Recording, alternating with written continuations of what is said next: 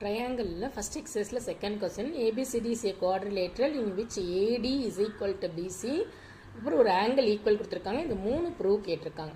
இது எப்படி போடுவோம்னா அதே பிக்சரை அப்படியே ட்ரா பண்ணிக்கிறோம். ட்ரா பண்ணிவிட்டு கிவனில் கண்டிப்பாக எழுதிக்கணும். அவங்க என்ன கொடுத்துருக்காங்களோ ரெண்டுத்தையும் எடுத்து கிவன் ஒரு சைடு ஈக்குவல் கொடுத்துருக்காங்க, ஒரு ஆங்கிள் ஈக்குவல் கொடுத்துருக்காங்க. அது அப்படியே கிவனில் எடுத்து எழுதிக்கலாம். ஃபஸ்ட்டு ப்ரூவ் ட்ரையாங்கிள் ஏபிடியை பிஏசிக்கு என்ன சொல்லியிருக்காங்கன்னா கான்வெர்டர் ப்ரூவ் பண்ண சொல்லியிருக்காங்க.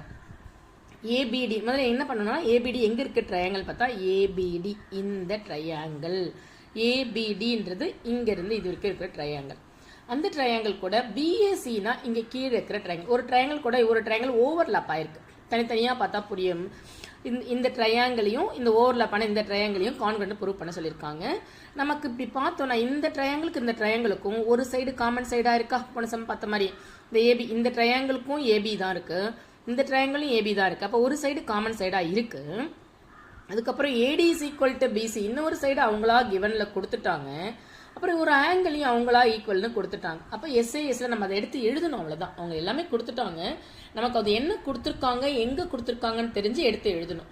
இந்த ட்ரையாங்கிள் ஏபிடின்ற ட்ரையாங்கிள் இதில் ஒரு சைடும், பிஏசின்ற ட்ரையாங்கிள் இதில் ஒரு சைடும் common side.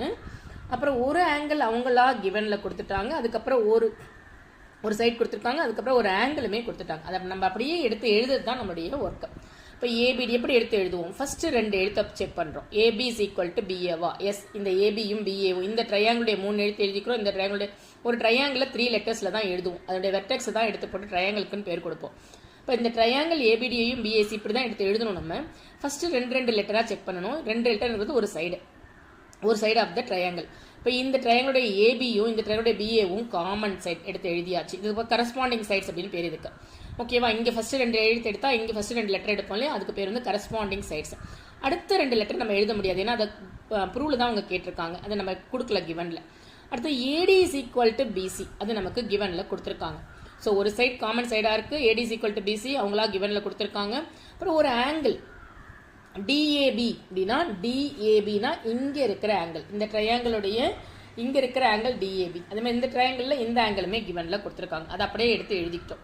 DAP is equal to CBA. சிபிஏனா இந்த ஆங்கிள் இங்கே இருக்கிற ஆங்கிள் வந்து இந்த லெட்டர் இந்த வெர்டெக்ஸ் நடுவில் இருக்கும், 2 எழுத்தும் 2 பக்கமும் இருக்கும். இப்போ சிபிஏனா இந்த ஆங்கிளுக்கு இந்த ஆங்கிளும் கொடுத்துருக்காங்க. ஸோ அப்போ நமக்கு ஈஸியாக முடிஞ்சிருச்சு.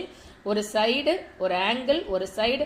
எஸ்ஏஎஸ்ல நம்ம ஏபிடி கான்ட்ரண்ட் பிஏசின்னு சொல்லிடுவோம். சொல்லி முடிச்சிட்டோம்னா 3 கிரிட்டேரியா வச்சு சொல்லிட்டோம்னா மீதி 3 சிபிசிட்டியில் எழுதிக்குவோம். இப்போ பிடி இஸ் ஈக்குவல் டு பிசி, பிடி இஸ் ஈக்குவல் டு ஏசி சிபிசிட்டி, அப்புறம் இந்த ஆங்கிளும்